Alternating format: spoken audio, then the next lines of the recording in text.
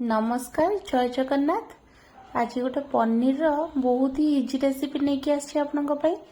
पनीर तो बहुत माने हजार हजार प्रकार रेसिपी अच्छी किए केमिति बनाउछंती। जदि आपन घरे किछि भी नाही मिनिमम रो मिनिमम जिंस जदि अच्छी बहुत कम जिंस अच्छी भी आपन बढ़िया पनीर तरकारी कर देबे।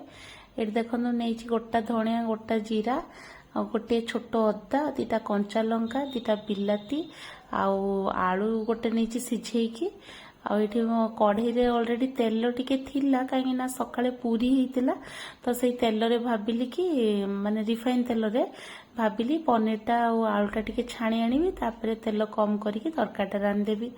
तो ये आलू भी नहीं सिझे देछि आलूटा कहीं ना सिझा माने तरकारी हबनी जल्दी हो तरकारीटा। एटा काटिदेली पनीर जमती साइज रे अच्छे आलू भी सेमती साइज रे काटी नेली आठी पनीर भाजु भाजु से तेल रे आलू को भी छाणी आनिबी पनीर संगर जेहेतु आमे घरणी माने माने रोसई तो आमर मेन काम प्रधान काम आम पई रोसई आमर रोसई रो किछि नियम नाही। आमे जहाँ भी तैयारी करू आमर किछि प्रोसीड्योर फॉलो नाही सेफ माने जेमती गोटे पर गोटे स्टेप नाही एतिकी हबो एमिति हबो सेमिति नाही। हमर मन इच्छा काम किंतु तरकारी भल रांधु नुहे जे खराब लागिबो कहीं ना मुझे कथा कहली कहीं पनीर छाणीला बेले मु आलू को भी पकईकी एकाथरे छाणी कि आलू को भी माने पानी सह को पानी रे भी आलू को भी पकईदेली पनीर सह तो से विचित्र काम जो कली से एत गुड़ा कथा कहली।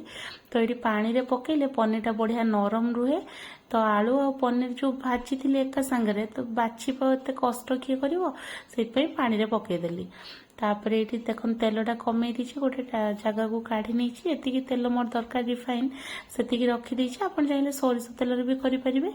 ये मु जारटा नहीं गली ग्राइंडिंग करने जो गोटा धनिया गोटा जीरा नहीं सेटा देदेली तापर बिलाती कंचा लंका और अदा अदा पूरा छोटे अल्प टिके ने मुझे 200 ग्राम रो पनीर नहीं तापरे से अनुसार दीटा बिलाती कंचा लंका अदा आपड़ देखिकी नेबे आई रेसिपी रे किछि ही नाही जो जिनस गुड़ा मु नेली एबे सेगुड़ा आपन को रोसई घरे निहाती थिबो ही थिबो जदि नथिबो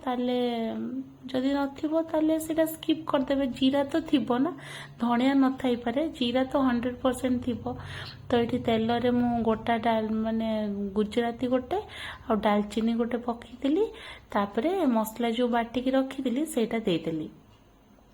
ये लुण हल्दी टिके देदेली तापरे लुण अल्प टिके देबी कहीं ना लुण मु पकईथिली कोउथरे भी पकईनी भूली जाइथिली तो लुण मु जेतिकी दबा कथा देबी माने तरकारी जेतिकी लागिवा कथा सेतिकी देबी तापरे ताको भल से टिके कसई देबी मसलाटा जेमती तेल आ मसला भल से तेलटा अलगा ही जिवो ये देखंतु केते इजी रेसिपी एटा काहाकू न आसीबो बोली सेमती किछि नाही समस्ते चाहिले करि परिबे ओडे बा हातर खेल एमिति माने रेसिपी। तो टिके लंका गुंड देई देली कलर पई काश्मीर लाल मिर्च तो बढ़िया बढ़िया कलर आसीबो जानी माने देखिले कि तरकारीटा कहबेनी जे बिना प्याज रसुण तैयारी हिची बोली। तो ये भल से मसला देखो कसई देली मसला रे तेल पूरा अलगा ही गलानी एटा जो रखी पानी रे बतरेकी पनीर आ आलू को सेटा से पानी सह ही देली कहीं पानी रे तार जो तेलटा रही जाइछि सब जिनस नष्ट हो जिवो पानीटा फिंगिले तो मु सेगुडा पानी सह दे देली तापरे मोर रोसई सरी गला। एटा टिके समय फुटिला परे मु जीरा लंका गुंडा करके रखी ऑलरेडी सेटा टिके दे देबी तापरे मु तरकारी को काढी नेबी।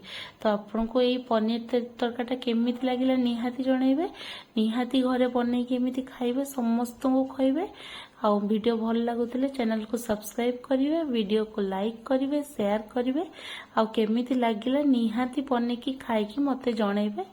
आठू तो इजी रेसिपी बोधे दुनिया रे नथिबो मते लागुची कहीं ना मु भी फर्स्ट टाइम एमिति इजी रेसिपी रांधिली जोड़ा रे कि किछि नाही बहुत जल्दी हे गला और खाया पे बहुत ही बढ़िया थिला। गरम भात रे खाइबे झोलटा बहुत ही भल लागिवो निहाती ट्राई करंतो। मो वीडियो देखुथबार बहुत बहुत धन्यवाद।